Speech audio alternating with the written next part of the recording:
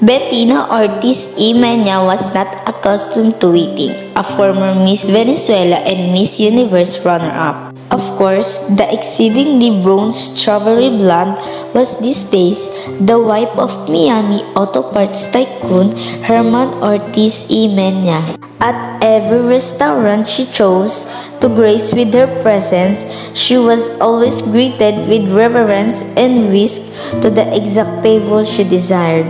Today, she wanted the corner table on the terrace at Sip Sip, her favorite lunch spot on Harbor Island. She wanted to sit on one of the comfy orange canvas director's chairs and stare out at the gently lapping turquoise waters while eating her kale Caesar salad. But there was a large noisy group taking up the entire terrace, and they didn't seem in much hurry to leave.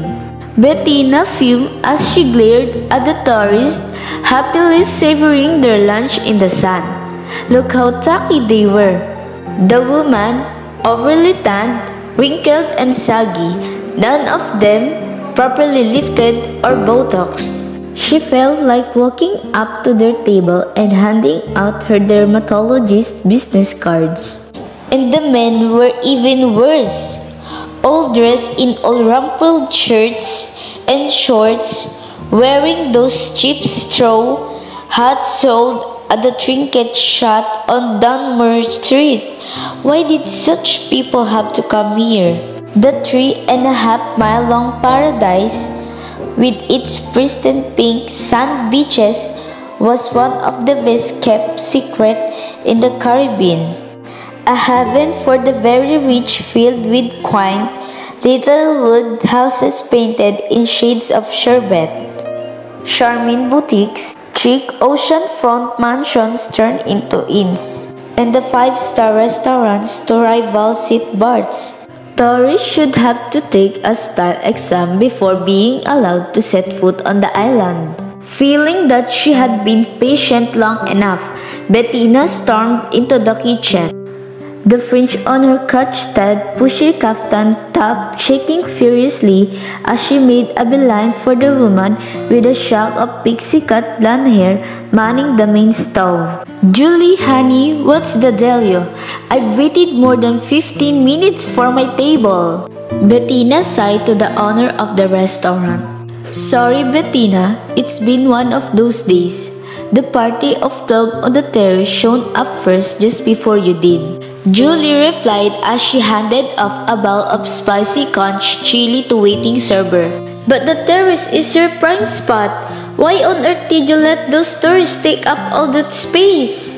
"Well, the tourist in the red fishing cap is the Duke of Glencora. His party just boated over from Windermere. That is Royal Usman you see moored off the coast. Isn't it the most handsome sailboat you've ever seen?" "I'm not impressed by big boats," Bettina huffed, although secretly she was rather impressed by people with big title. From the kitchen window, she surveyed the party assembled on the terrace with new eyes. These aristo-British types were such a strange breed. Sure, they had their Savile Row suits and their heirloom tiaras, but when they traveled, they looked so painfully frumpy. It was only then that Bettina noticed three tan, well-built men in fitted white t-shirts and black Kevlar pants sitting at adjacent table. The guys weren't eating but sat watchfully, sipping glasses of seltzer water. "I assume that's the Duke's security detail? They couldn't be more obvious. Don't they know that we're all billionaires here on Bryland, and this is how we roll?" Bettina tutted. Actually, those bodyguards belong to the Duke's special guest. They did a whole sweep of the restaurant before the party arrived. They even searched my walk-in freezer. "See? The Chinese fellow seated at the end of the table?" Bettina squinted through her Dior Extase sunglasses at a portly, balding 70-something Asian man dressed in the nondescript white short, sleeved golf shirt and gray trousers. Oh, I didn't even notice him. Am I supposed to know who he is? That's Alfred Shang, Julie said in a hushed tone. Bettina giggled. He looks like their chauffeur. Doesn't he look like that guy that used to drive Jane Wyman around in Falcon Crest? Julie, who was trying to focus on searing a cut of tuna to perfection, shook her head a tight-lipped smile. From what I hear, that chauffeur is the most powerful man in Asia. What's his name again?